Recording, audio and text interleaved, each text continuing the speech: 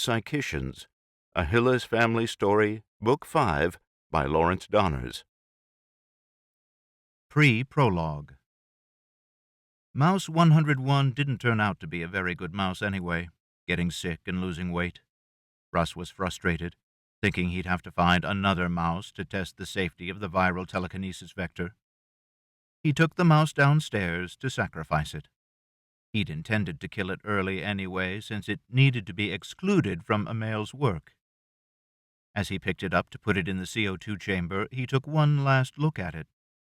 For a moment, he wondered if it could be sick because of the DNA insertion rather than just coincidentally.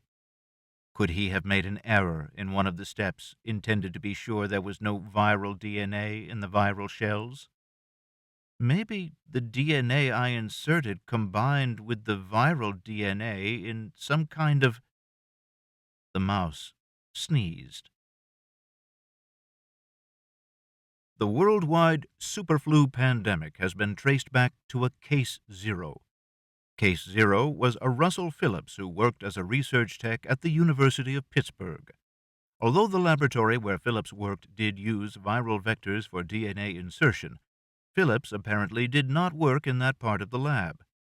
It seems unlikely that anyone will ever determine whether Phillips might have associated with someone who actually did use viral vectors, because the exceedingly high mortality of the superflu has resulted in the death of every last person who worked in that lab.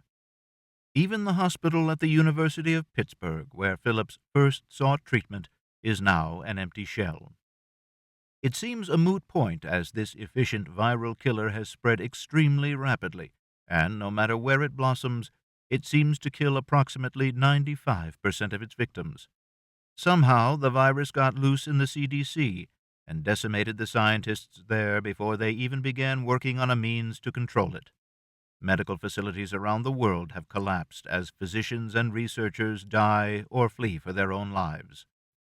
Experts predict that about half of any survivors of the virus will be killed in the oncoming collapse of civilization. If indeed the world's population of 7 billion is reduced to 175 million, a population density not seen since about 1000 AD, it seems unlikely that anyone will be interested in exactly who killed us all. They'll just be trying to survive the end of civilization as we know it.